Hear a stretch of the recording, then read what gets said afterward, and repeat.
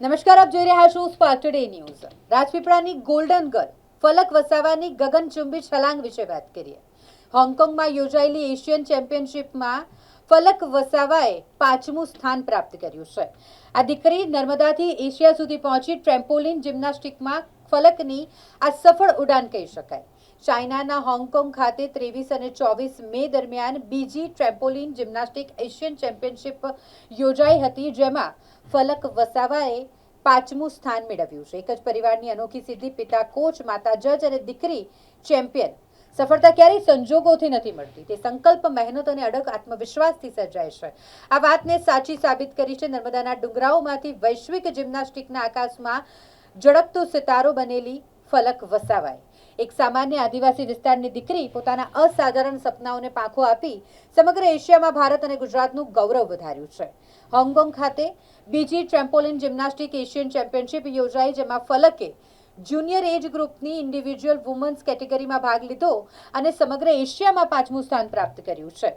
Level 3 gymnastic international coach doctor Himanshu Gaurishankar દવેએ કહ્યું કે ફલક વસાવાની સફળતા એક દિવસમાં નથી મળી. શરૂઆતમાં સાધનોનો અભાવ હતો, યોગ્ય તાલીમની અછત હતી અને અનેક પડકારો હતા, પરંતુ ફલકે મુશ્કેલીઓનો પોતાની શક્તિ બનાવી. સવાર સાંજની કઠોર મહેનત, ભણતર અને સતત પ્રેક્ટિસ અને કંઈક મોટું કરવાની જીત તેને સતત આગળ વધાવતી રહી અને આજે તે અહીંયા પહોંચી ગઈ છે કે સમગ્ર એશિયામાં 5મો નંબર હાંસલ કર્યો છે. મારું નામ ફલક ચંદ્રકાંત વસાવા છે. હું 10મા ધોરણમાં ભણું છું વિઝડમ સાયન્સ ગ્રુપમાં અને અત્યારે second trampoline Asian championship Hong Kong China 2026 યોજાયેલી અને હું એમાં પાર્ટિસિપેટ કર્યું હતું અને એમાં ઓલરાઉન્ડ 5th રેન્ક છે મારો. અને એની પહેલાં પણ 2024માં first Asian trampoline championship Hong Kong China યોજાઈ હતી અને ત્યાં પણ હું પાર્ટિસિપેટ કર્યું હતું અને એમાં મારો 6th રેન્ક હતો.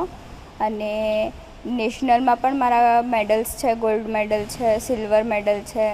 અને મારી પાછળ જેને મહેનત કરે છે એમને હું આભારી છું અને મને સારી ટ્રેનિંગ મળે છે અને મારા મમ્મી પપ્પાનો પણ સપોર્ટ છે, એનાથી જ હું આગળ વધી રહી છું. 2030માં કોમનવેલ્થ ગેમ્સ ઇન્ડિયામાં યોજાવાની છે અને એમાં હું પાર્ટિસિપેટ કરું અને એના માટે પ્રેક્ટિસ ચાલે છે.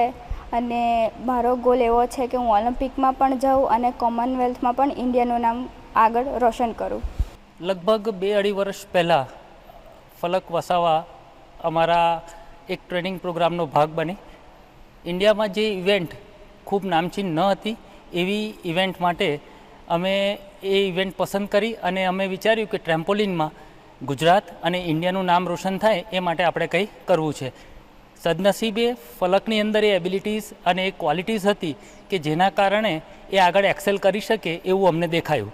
ત્યારબાદ અમે એને ટ્રેનિંગ મોડ્યુલ્સમાં જુદા જુદા ટ્રેનિંગ સાથે એને એક્સેલ કરાવવા માટેની મહેનત શરૂ કરી.